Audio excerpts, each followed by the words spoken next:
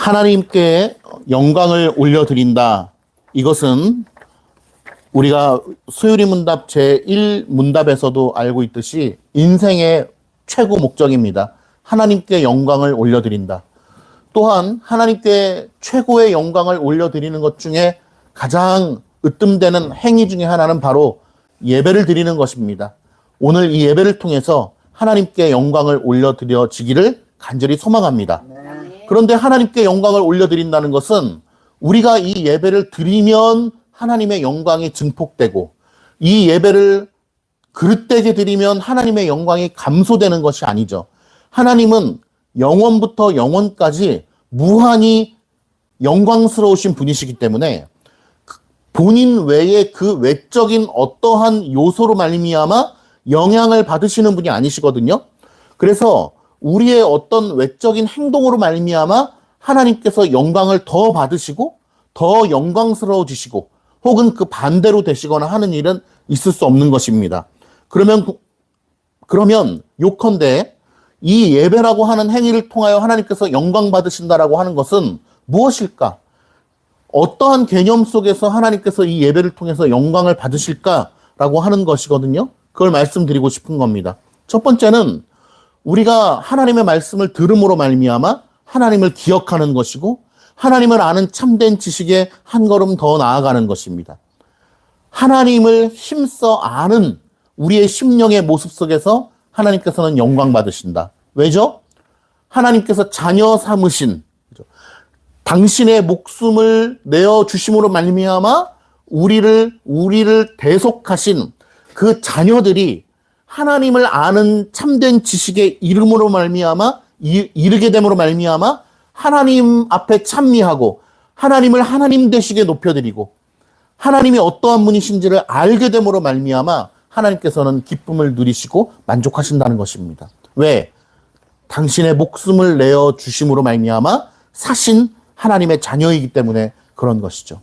그러니까 우리가 하나님 앞에 영광을 올려드리는 것은 예배를 드리는 이 행위도 물론 있지만 이 행위 속에 담겨져 있는 가장 중요한 시간이라고 할 수 있는 특별히 이 설교 시간을 통하여 하나님을 아는 지식에 이르는 것입니다. 하나님을 더욱더 깊이 아는 것이고 그분께서 우리를 위하여 무엇을 하셨고 성경 속에서 어떠한 역사를 일구어내셨고 지금도 우리에게 말씀하시는 하나님이시라는 것을 깨닫는 자만이 오늘 이 시간 하나님 앞에 영광을 올려드리는 것입니다. 그것이 우리의 인생의 최고 목적인 것이죠. 오늘 본문 말씀을 통해서도 하나님께서 우리에게 말씀하시는 바가 무엇인지를 깨닫는 귀한 은혜가 있기를 소망합니다. 바울이 지금 어디로 들어갔냐? 예루살렘으로 들어갔습니다. 예루살렘은 누가 많은 곳이죠?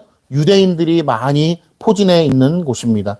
유대인들 중에도 지난주에 말씀해 보니까 야고보 사도와 함께 더불어서 예루살렘 장로들이 무엇을 말했습니까? 유대인들 중에도 그리스도를 믿는 자들이 많이 있다. 그런데 그들은 무엇에 열심이라 그랬죠? 율법의 열심인 자들이라고 말했습니다. 그래서 율법의 열심인 자들이니까 바울 보고 뭘 요구했습니까? 율법을 지키는 것, 결례를 행하는 것을 요구를 했었죠. 그것을 칼빈은 바보스러운 관용이다 라고까지 표현했지만 성경 속에서의 결론은 어떻게 되었습니까? 바울은 그것을 받아들이는 사람으로서 오늘 성경에 표현이 되고 있습니다. 그것을 받아들였음에도 불구하고 오늘 결과가 어떻게 되었는지 한번 보자고요. 오늘 27절에 보니까 그 이래가 거의 참에 한 주가 지나가는 거죠. 아시아로부터 온 유대인들이 성전에서 자 오늘 지금 27절의 배경 화면은 어디입니까? 성전입니다. 성전입니다. 예루살렘 성전에 바울이 들어간 거예요. 그리고 예루살렘 성전에 누가 많이 있었냐? 바로 유대인들인데 어디로부터 온? 아시아로부터 온 유대인들이 성전에 있었다라는 것입니다. 그러니까 아시아로부터 온 성전이라고 하는 아시아로부터 온 유대인들이라고 하는 것은 아시아에서 바울이 전도했었잖아요. 그러니까 바울이 어떤 이야기를 하고 돌아다니고 어떤 전도의 말씀들을 설파하고 다녔는지를 직접 들었던 사람들인 것입니다. 그 사람들이 어떠한 이유인지 모르겠지만 오늘 예루살렘의 그 이제 성전에 와 있는 거죠. 어떠한 이유인지는 아시죠? 절기 때문에 그런 것이죠. 성전에서 그 유대인들이 바울을 보고 어떤 행동을 했습니까? 모든 무리를 충동하여 예루살렘 성전에 있는 많은 유대인들을 충동한 것입니다. 선동한 것이죠. 선동과 충동의 특징이 있습니다. 제가 예전에도 한번 말씀드렸는데 참된 진리에 이끌림 받는 사람들의 특징, 그리고 참된 진리가 아닌 거짓 선동에 이끌림 받는 사람들의 특징에 대해서 한번 말씀드린 적이 있는데 다시 한번 짚어보려고 그래요. 거짓에 의하여 선동되는 사람의 특징은 뭐냐? 모호합니다. 우리가 지금 왜 이 난리가 일어나는지를 자기들도 잘 몰라요. 그래서 오늘 본문에도 보면 이 사람은 이 말하고 저 사람은 저 말하는 거예요. 비슷한 본문이 예전에도 있었죠? 서로 말이 다른 거예요. 선동되어서 나왔는데 뭐 때문에 나와 있는지를 자기들도 모르는 것입니다. 모호한 거예요. 근데 진리의 특징은 무엇입니까? 명확하죠. 선명하죠. 우리가 무엇을 믿는지, 뭐 때문에 나와 있는지, 바울이 뭐 때문에 예루살렘으로 가야 하는지에 대하여 선명한 것입니다. 그리고 울던 동료들도 울음을 그쳤습니다. 왜? 하나님께서 바울에게 명하고 있는 바가 분명하기 때문에. 근데 오늘 거짓으로 인하여서 충동되는 사람들의 특징은 모호하다. 두 번째는 잘못된 정보입니다. 왜냐하면은 자신들도 팩트에 의해서 누군가를 모함하면은 그래도 이해가 되는데 자기들도 사실이 아닌 것으로 인하여서 충동받고 있다는 거예요. 29절에 보면 예를 들면 29절에 후반절에 보면 바울이 그를 성전에 데리고 간 줄로 생각함이더라. 오늘 사람들이 충동되어진 이유는 뭐냐면요. 바울이 이방인, 할례받지 않은 이방인을 성전에 데리고 왔다는 이유로 지금 충동되고 있거든요. 근데 사실은 그런 사실이 없었어요. 그런 사실이 없음에도 불구하고 그런 줄로 알고 모함하고 있는 것입니다. 즉 사실이 아닌 것으로 잘못된 정보로 말미암아 거짓으로 충동받고 있다. 세 번째는 무책임한 것입니다. 누군가가 팩트를 이야기하게 되면은 이 사람들은 금방 흩어져 버립니다. 없어져 버려요. 그러니까 주동자도 없고 뭐 책임자도 없는 것입니다. 그래서 이런 무리들의 충동의 특징은 뭐냐 하면 사건이 해결이 되면 갑자기 다 구름처럼 사라져 버린다는 데 있습니다. 네 번째는 이 충동되는 사람들의 특징은 무엇이냐면 혈기가 있습니다. 혈기가 있다는 것은 무슨 뜻이냐면은 급하다는 거예요. 지금 당장 바울을 죽이지 않으면 안 된다는 거예요. 한번 지켜보자. 우리나라의 이 사법제도는 어떻습니까? 1심, 2심, 최종 판결 있잖아요. 그리고 변론할 수 있는 기회가 있단 말입니다. 무죄 추정의 원칙도 있고. 그런데 이 진리가 아닌 거짓에 의하여서 충동받는 사람들의 특징은 뭐냐면은 혈기가 올라와 있고, 혈기가 올라와 있는 사람의 특징은 뭐냐면 지금 당장이 아니면 안 되는 거예요. 지금 당장 바울을 죽이지 않으면 성에 안 차는 겁니다. 무슨 죄가 있는지 감옥에 가두고서 한번 따져보자라는 것이 먹히지 않는 것이죠. 이게 바로 거짓에 의하여 충동받는 사람들의 특징입니다. 그러나 진리에 의하여서 이끌림 받는 사람의 특징은 반대죠. 차분하죠. 그리고 마지막으로 거짓에 의하여 선동받는 사람의 특징은요. 서로 다른 말을 한다는 거 있는데 서로의 목적이 다 다르다는 것입니다. 예를 들면 우리 광화문 얘기를 또 다시 한번 하게 되는데 광화문에는 이제 여러 계파의 사람들이 나가서 많이 집회를 하지 않습니까?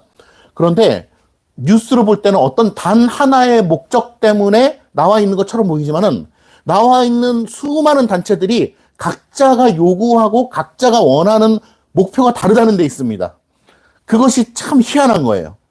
단 하나의 목적을 위해서 수만 명이 모이는 것이 아니고 각 단체마다 요구하는 것이 다 다르다는 것이죠. 오늘도 보면은 사실은 이따가 천부장이 등장을 하게 되는데 사람들의 충동 그리고 천부장까지 해서 각자의 목적이 다르다는 것이 분명하게 드러난다는 것입니다. 그러니까 진리에 의하여서 이끌림 받는 사람과 거짓에 의하여 선동받는 사람의 특징에 대해서 우리가 좀 알 필요가 있다.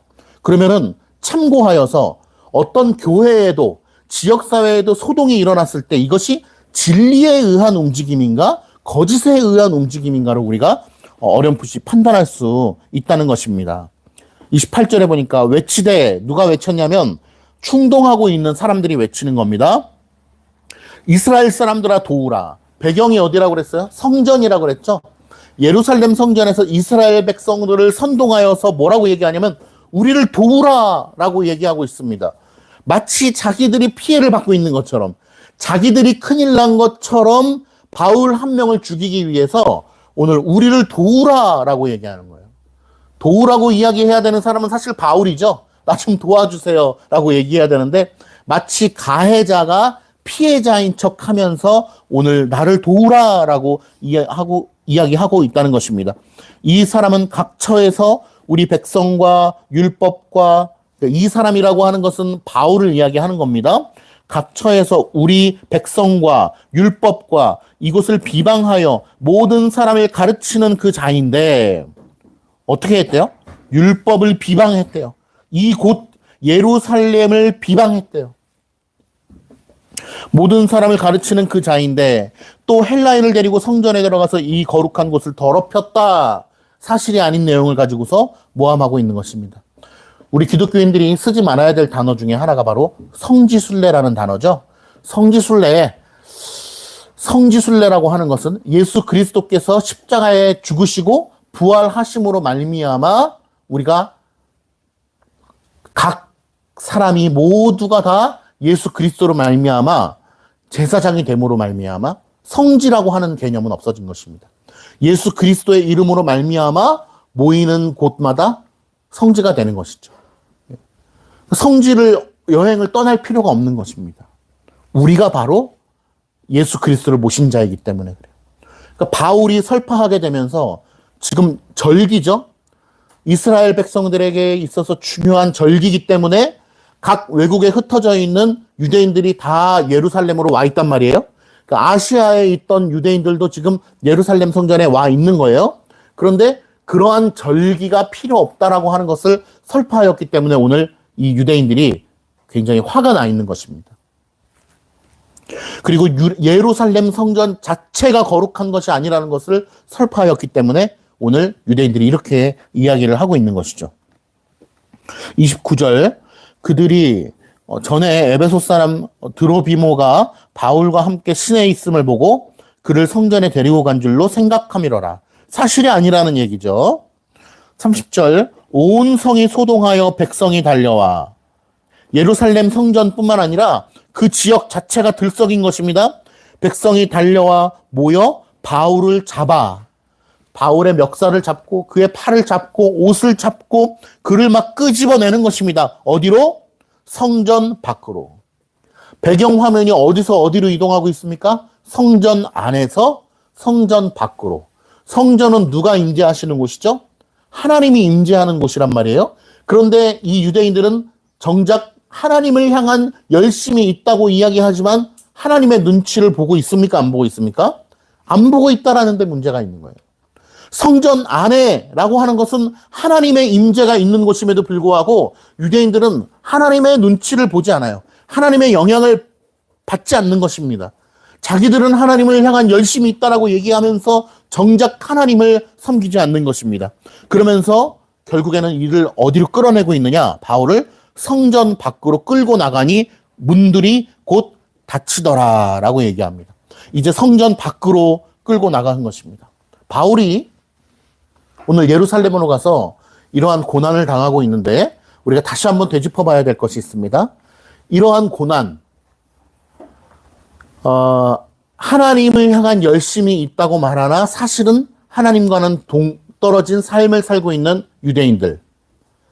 그 유대인들의 욕정을 사용하셔서 누가 이러한 급박한 상황을 만들어가고 계신가? 바로 우리 주 예수 그리스도께서 이 상황을 만들어가고 계시다는 것입니다. 누구를 사용하셔서? 하나님에게는 도통 관심이 없는 유대인들을 사용하셔서, 때로는 악인들을 사용하셔서, 우리가 에스겔 강의에서도 수도 없이 많이 봤죠? 하나님이 누구인지 알지도 못하는 악한 민족들을 사용하셔서 이스라엘 백성들을 만들어가고 계신 겁니다.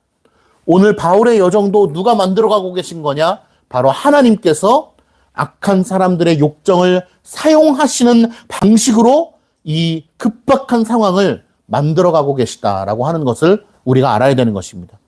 그러니까 여기서도 하나님의 예정을 생각하지 않을 수 없는 것이고, 하나님의 주권을 생각하지 않을 수 없는 것이고, 하나님의 섭리를 생각하지 않을 수가 없는 것입니다. 그것을 우리가 놓쳐버리게 되면 말씀 속에서 엉뚱한 교훈이 자꾸 우리를 이끌고 갈 수 있거든요. 그러니까 하나님의 예정, 하나님의 작정, 섭리, 이것은 곧 악한 사람들의 욕정을 사용하시지만 하나님께서 인도하고 계신 상황의 흐름이라고 하는 것을 한시도 잊어서는 안 된다는 것입니다. 31절 보겠습니다. 그들이 그를 죽이려 할 때 온 예루살렘이 요란하다는 소문이 누구에게 들어갔다고 합니까? 군대의 천부장에게 들렸다. 천부장이 뭔지는 잘 아실 겁니다. 이 성경 속에서는 오늘 천부장은 예루살렘 지역을 다스리는 로마 군대의 파견직이죠. 한마디로 얘기하면 미국이 있고 한국이 있으면 한국에 주둔하고 있는 미군의 탑 지도자인 겁니다. 1000명 정도가 주둔을 했는데 그 천부장이 예루살렘 지역을, 이스라엘 지역을 잘 다스리고 있었던 것입니다. 식민지니까요. 그러니까 실질적으로 최고의 권력자인 것이죠. 군대와 정치가 하나니까, 군정시대니까요. 천부장이 그 소리를 들었다라고 하는 것입니다. 여기서부터 기가 막힌 하나님의 섭리의 역사를 다시 한번 엿볼 수 있는 건데요. 왜 갑자기 천부장이 등장을 했을까? 바울이 아직 이 상황에서 죽을 때가 아니었기 때문입니다. 바울을 좀 더 나중에 이제 사용하시기 위하여 오늘 이 상황에서는 바울이 죽을 때가 아니기 때문에 천부장이 등장을 했습니다. 천부장이라고 하는 권력자, 하나님을 알지 못하는 권력자를 통하여 하나님께서는 바울을 살려주시거든요. 그 상황을 한번 이제 찬찬히 보자는 겁니다. 천부장에게 들림에, 천부장의 귀에 왜 이게 들어갔을까? 자, 보세요. 역사적 상황을 설명을 드릴게요. 유대인들에게 있어서는 엄청나게 큰 절기가 이루어지고 있죠. 절기가 이루어진다는 것은 많은 사람들이 모여든다는 것입니다. 많은 사람들이 모이면은 우리나라도 사람들이 집회를 한다, 행사를 크게 한다 그러면 경찰 병력이 거기를 가서 이제 안전을 책임지게 되거든요. 마찬가지입니다. 사람들이 많이 모이게 되는 유대인의 그 행사 속에서 그 예루살렘에 주둔하고 있는 로마 군인의 천부장과 그 밑에 군대들은 이때 사고가 나지 않을까 이것을 예의주시하면서 굉장히 관리 감독을 철저히 하고 있는 상황이에요. 그런 상황 속에서 소란이 일어났기 때문에 무슨 일이 일어났으니까 그 일이 즉각적으로 보고가 된 것이고, 천부장이 뒤에 보면 군대를 거느리고 그곳으로 가게 되는 것입니다. 그러면 천부장 입장에서는 왜 이것이 중요한 일이냐? 소동이 일어난다고 하는 것은 자기들끼리 싸우는 거는 그래도 괜찮은데 역사적으로 어떤 일이 있냐면요. 반란군. 그 영화 보셨어요? 서울의 봄? 저도 못 봤습니다. 그 유명한 대사만 합니다. 성공하면 뭐다? 다 생업에 바쁘셔서 그 영화에서 전두광으로 나온 황정민 씨가 연기한 대사 중에 굉장히 유명한 대사가 있어요. 성공하면 혁명, 실패하면 뭐죠? 쿠데타라고 하나요? 저도 영화를 안 봐서 잘 모르겠어요. 예, 그런 겁니다. 제가 적어왔습니다. 그런 대사가 있는데 오늘 이 역사 속에서도 그런 게 많았던 거예요. 반란 같은 게 많았던 거예요. 사람들이 무리를 지어서 선동되면은 야, 우리 로마를 향하여 쳐들어가자! 그러면서 쳐들어갈 힘도 없는데 그러면서 자기들끼리 반란을 일으키고 이런 경우가 많았기 때문에 오늘 천부장이 그것을 제압하기 위하여서 신속히 군대를 거느리고 온 것입니다. 왜? 자기들끼리 싸우는 거면은 쉽게 가라앉지만 이게 반란으로 이어질 수가 있기 때문에 그렇습니다. 그런 역사가, 뼈아픈 역사가 로마 군대에 있기 때문에 그래요. 그래서 오늘 38절에 보시겠어요? 이제 결국에는 나중에 사람들이 하도 바울을 죽이려고 하니까 이 천부장이 바울을 끌고서 이제 영내로 들어갑니다. 그러니까 쉽게 얘기하면 자기네 그 지역 안으로 데리고 간 거예요. 안전하게. 근데 거기서 결국 이 천부장이 바울에게 궁금했던 걸 물어봐요. 뭘 물어보냐면은 네가 이전에 소요를 일으켜 자객 4,000명을 거느리고 광야로 가던 애굽인 너 아니야? 이렇게 물어보는 거예요. 그러니까 천부장에게 있어서 지금 궁금한 거는 뭐냐면 예전의 역사 가운데 보세요. 오늘 본문으로만 볼게요. 4,000명, 자객 4,000명이니까 얼마나 대단한 거예요. 자객 4,000명을 데리고서 로마를 향하여 반란을 일으키려고 했던 애굽인이 있었다라는 거예요.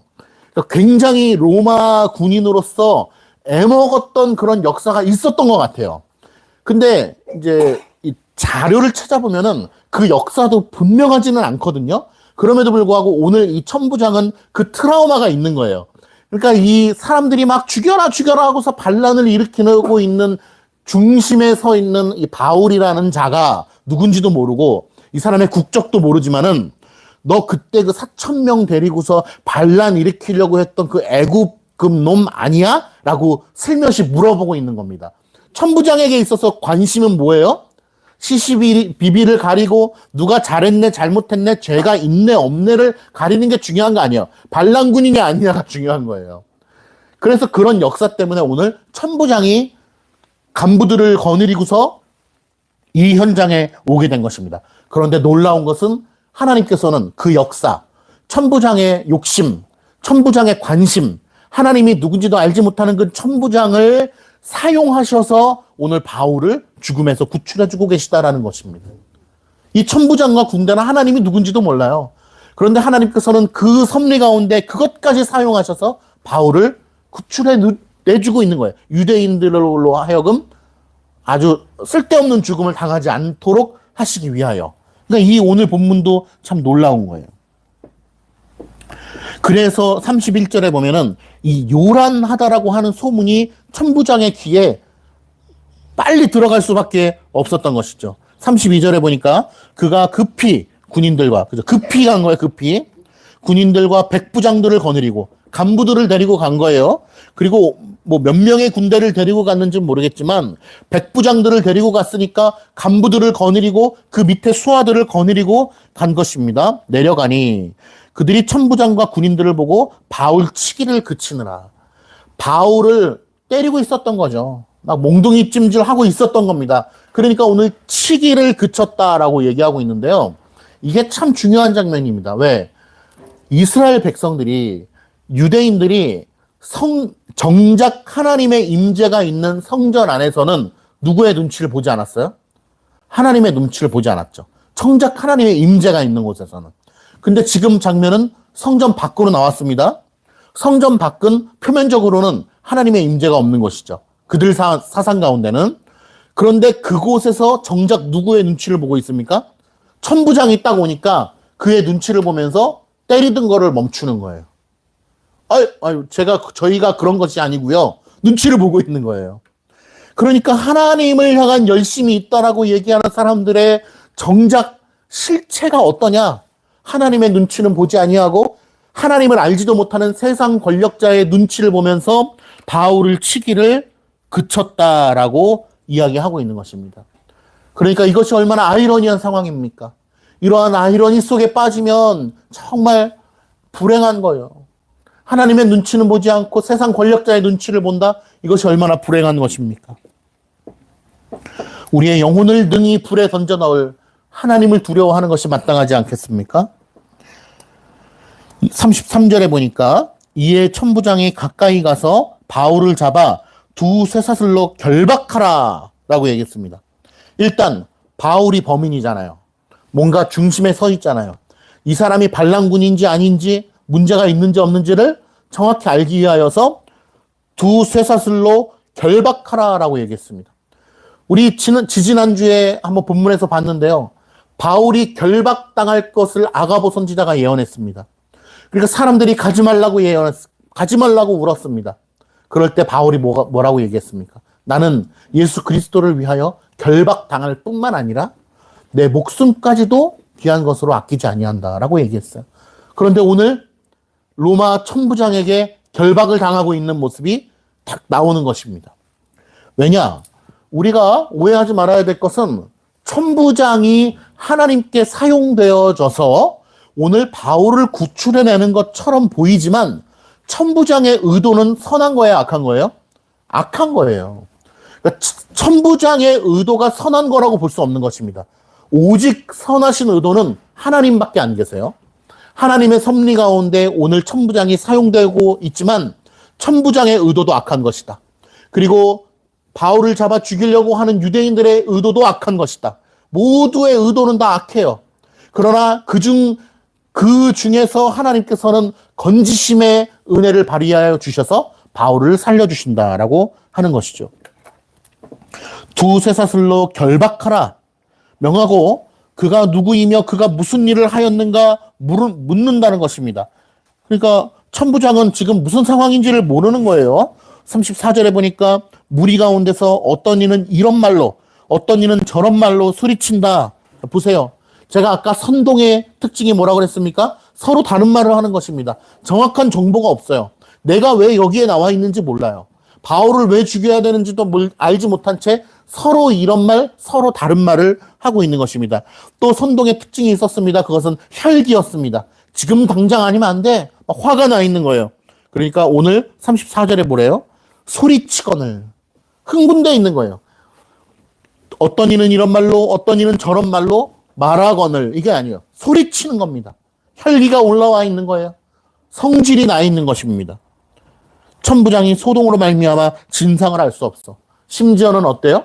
천부장이 무슨 일입니까? 라고 물어봤는데 하도 사람들이 소리를 질러대고 이 사람은 저 말, 저 사람은 저 말 하니까 진상을 알 수 없다. 진상을 파악하러 왔는데 진상을 알 수가 없다. 그래서 어떻게 했냐? 그를 영내로 데려가라. 영내로 데려간다는 것은 안전하게 일단 데리고 가는 겁니다. 왜냐? 안 그러면은 이스라엘 백성들에 의하여서 죽임을 당할 수 있기 때문에 일단 데려가는 겁니다. 천부장의 의도는 뭐라고요? 얘가 그 자객인지 아닌지 알기 위하여서. 그러니까 천부장은 자기만의 의도로 얘를 지금 바울을 데려가고 있는 거예요. 그럼에도 불구하고 하나님의 섭리에 의하여서 바울이 안전한 영내로 가는 것입니다. 이번에 그 군대에서 훈련받다가 죽은 훈련병 사건이 있더라고요. 중대장이 이제 또 연루가 돼서 굉장히 뉴스에서 이슈인데 그런 의견이 있더라고요. 중대장이 굉장히 불안한 상태이기 때문에 지금 휴가를 보냈다는 거예요. 부모님과 함께 있게 하기 위하여서. 근데 그것에 대해서 비판하는 사람들을 보니까 휴가를 보내면 어떠냐. 그 사람이 너무 심령의 상태가 지금 불안해서 부모님께 보낼 것이 아니라 정말로 그 사람이 불안하고 신변이 어떻게 될지 알지 못하면 구속수사를 해야 된다는 거예요. 그래야 안전하다는 거예요. 그냥 집에서 혼자 내버려 두면은 굉장히 극단적인 상황이 일어날 수 있다는 거 누군가가 지적을 하더라고요. 오늘 영내로 끌려가는 것 같지만 사실 바울은 어때요? 안전하게 가고 있는 거예요. 하나님께서 살려주고 있는 것입니다. 영내로 데려가라 명하니라. 35절에 보니까 바울이 층대에 이를 때에, 층대라고 하는 거에 그 어떤 높은 성 같은데 이제 계단이 쫙 있는 그걸 얘기를 하는 것 같아요. 층대에 이를 때에 무리의 폭행으로 말미암아. 왜 그러냐면 36절에 보니까요. 천부장에 의하여서 영내로 인도함 받아서 가고 있는 와중에도 어떻게 했다? 36절에 보니까 백성의 무리가 그를 죽이기 위하여서 외치면서 계속 따라왔기 때문에 그 층대가 나타났을 때에는 군사들이 어떻게 했다고 합니까? 바울을 들어서 그냥 끌고 간 거예요. 마치 호송차에서 양옆에서 경찰이 이렇게 팔짱을 껴가지고 막 끌고 가듯이 막 들고 끌고 간 것입니다. 왜? 안전하게 하기 위하여. 그러니까 천부장의 의도도 악한 것인데 이 유대인들의 의도는 더 악한 것이기 때문에 하나님께서 거기서 살려주시기 위하여서 바울을 영내로 데리고 간 것입니다. 37절에 바울을 데리고 영내로 들어가려 할 그때에 바울이 천부장에게 이르되, 그러니까 여기서부터는 이제 백성들의 무리로 하여금은 조금 떨어질 수 있는 상황이 된 겁니다. 직접적인 해를 가하지 받지 않을 수 있는 상황에 온 거예요. 거기서 바울이 천부장에게 말한 것입니다. 당신에게 말할 수 있는가라고 그러니까 내가 말해도 되냐라고 물어본 거죠. 굉장히 예의가 바른 겁니다. 그러니까 천부장이 뭐라고 물어봅니까? 네가 헬라 말을 아냐? 라고 물어봤습니다. 그러니까 지금 천부장은 로마 사람이잖아요. 그러니까 헬라 말, 그리스 말이죠. 그리고 그때를 전체를 다 이제 로마가 지배하고 있었기 때문에 그 헬라 말을 아느냐고 물어본 겁니다. 자, 38절. 그러면 내가 이전에, 자, 여기서 이제 천부장의 의도가 드러나는 겁니다. 천부장이 정말로 물어보고 싶었던 거를 물어보는 거예요. 이 사람이 잘했느냐 안 잘했느냐를 따지는 것이 아니에요. 지금은 네가 이전에 소요를 일으켜 자객 4,000명을 거느리고 광야로 갔던 애굽인이 아니냐? 라고 물어보는 거예요. 그러니까 사실은 제가 이제 칼빈 주석과 어떤 칼빈 주석에서 소개하고 있는 요세푸스의 역사책들 같은 거를 살펴보면은 이 자객 4,000명이 소요를 일으켜서 반란을 일으켰다라고 하는 그 역사적 사실 자체도 사실은 모호한 거예요. 이들에게도. 그러니까 누군가가 그 자객이 누군지, 어느 시대 때 그랬는지, 어느 지역에서 그랬는지도 명확하지가 않은 겁니다. 그럼에도 불구하고 그 트라우마가 남아있기 때문에 그걸 물어보는 거예요. 애굽인이 아니냐라고 하니까 39절에 바울이 뭐라고 대답합니까? 나는 어느 나라 사람이라고요? 유대인이라. 소읍이 아닌 길리기아 다소시의 시민이니 청컨대 백성들에게 말하기를 허락하라 라고 얘기합니다. 백성들 앞에 얘기할 수 있게 해 주십시오. 근데 일단 죄인으로 끌려온 사람들이 기본적으로 사람들 앞에서 말하는 것을 그렇게 허락하지 않거든요. 그럼에도 불구하고 오늘 천부장은 유대인이라고 하니 유대인들 앞에서 말하는 것을 허락해 주었습니다. 여러 가지 이유가 있을 겁니다. 첫 번째는 자객 4,000명을 이끌고 반란을 일으키려고 했던 그 애굽인이 아니라는 사실에 안도를 하면서 그것을 허락해 주었을 것이고, 또한 이 사람이 말하는 것을 들어봄으로 말미암아, 그러니까 누구랑 대비가 되는 거냐면요, 유대인들과 대비가 되는 거예요. 유대인들은 야 바울의 말을 한번 들어나 보자 라고 하는 게 없었어요. 그냥 무조건 죽여야 된다는 거예요. 그런데 이 사람은 그나마 악한 사람이지만 그나마 유대인들보다는 지성인인 거예요. 그래서 일단 이 사람이 하는 말을 한번 들어보자라고 해서 사람들 앞에 세운 것입니다. 그러나 이 사람이 알아듣는 말이 아니라 뒤에 가면 나오지만 바울은 어떤 말로 유대인들 앞에서 말했냐면 히브리 방언으로 얘기했습니다. 히브리 말은 유대인들 외에는 못 알아들어요. 유대인들만 알아듣는 히브리 방언으로 설교를 시작하는 것입니다. 천부장이 허락하거늘 층대 위에 서서 백성에게 손짓하여 매우 조용히 한 후에 히브리 말로 말하니라. 그러면서 22장부터 해서 바울의 그 위대한 설교가 또 간증이 시작이 되는 것입니다. 오늘 말씀의 본문을 통해서 제가 느끼고자 하는 교훈은 바로 이것입니다. 하나님의 복음의 완전하신 전진 가운데 반드시 고난이 따른다는 것입니다. 우리는 늘 고난이 없기를 바랍니다. 내가 하나님의 영광을 위하여 하는데 왜 하나님 나에게 고난을 주십니까? 라는 질문을 하나님 앞에 던지거든요. 그런데 성경은 정말 처음부터 끝까지 일관되게 하나님의 사람으로서 하나님의 복음의 전진을 위하여 진짜로 그 일을 감당하는 사람에게는 반드시 고난이 온다는 것입니다. 오히려 악인들에게는 고난이 안 와요. 그러나 하나님의 복음의 일을 담당하는 자에게는 고난이 따라온다. 그리고 그 고난은 누가 주도하신다? 하나님이 주도하신다. 그리고 세 번째, 하나님의 자녀들이 죽기까지 내버려 두시지 않는다. 죽을 것 같은 상황 속에서 하나님은 구원의 은혜를 베푸신다는 겁니다.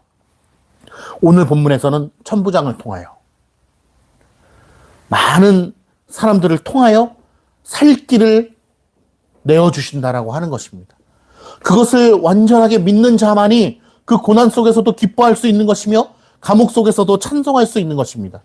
내게 능력 주시는 자 안에서 내가 모든 것을 할 수 있느니라 라고 하나님 앞에 드릴 수 있는 것입니다. 여러분, 우리는 하나님의 사람으로서, 복음을 맡은 자로서, 저는 말씀을 맡은 수종자로서, 우리 모두가 다 하나님의 사람으로서, 이 교회의 일원으로서 복음을 향하여 전진하게 될 것입니다. 아, 나는 그러고 싶지 않은데요? 아니요, 나는 반드시 주를 위하여 죽을 것인데요? 우리의 다짐, 우리의 회피, 우리의 어떤 부끄러움, 우리의 무서움, 우리의 자신감, 우리의 감정보다도 앞서는 것이 뭐다? 하나님의 작정하심이에요. 하나님의 인도하심이에요. 우리는 베드로가 마치 내가 주를 위하여 죽으리라 한다고 해서 죽을 수 있는 것이 아님을 깨달아야 됩니다. 부끄러워서 못할 것 같은데요? 라고 한다고 해서 못할 거라는 것을 버려야 됩니다. 우리를 인도하시는 것은 누구냐? 바로 하나님의 작정이고, 하나님의 예정이고, 하나님의 전능하심이고, 하나님의 온전하심이 우리를 이끌고 간다는 것입니다. 복음을 위하여 전진하는 하나님의 귀한 성도들이여, 우리에게 반드시 고난이 함께 동행되어진다는 사실을 받아들입시다. 그리고 그것에 대하여 우리는 담담히 받아들이고, 이것은 예수 그리스도께서 모두 다 주관하시는 일이며 그것에 대비되어지는 참된 믿음을 갖춤으로 말미암아 능히, 그 고난으로 말미암아 너덜너덜해지는 것이 아니고 주님을 의뢰함으로 말미암아 능히 그 고난을 뛰어넘는 믿음의 사람이 되기를 간절히 소망합니다. 마치 허들 경기를 넘는 사람이, 그리고 높이뛰기를 하며 그 지렛대의 원리로 높이 점프하여서 그 높이뛰기를 성공하는 선수와 같이 능히, 허들을 넘는 선수가 그 허들을 무릎팍으로 다 부딪히면서 가면은 얼마나 아프겠어요. 그러나 조금 힘은 들지만 힘내서 그 허들을 넘고 다음번에 오는 장애물을 또 넘고 또 넘고 또 넘고 결승전에 결승골에 이르렀을 때 우리에게 하나님께서 수고했다. 내가 주는 힘으로 말미암아 네가 그것을 잘 뛰어넘었구나. 허들 경기를 넘는 선수가 힘들다고 이야기하지 않습니다. 능히 뛰어넘는 것입니다. 우리에게 찾아오는 고난을 우리 능히 감사해하며 하나님의 주권 아래 있는 것임을 깨달으며 능히 넘어갑시다. 그리고 오직 하나님께만 영광 올려드리는 우리 모두가 되기를 소망합니다. 기도하겠습니다.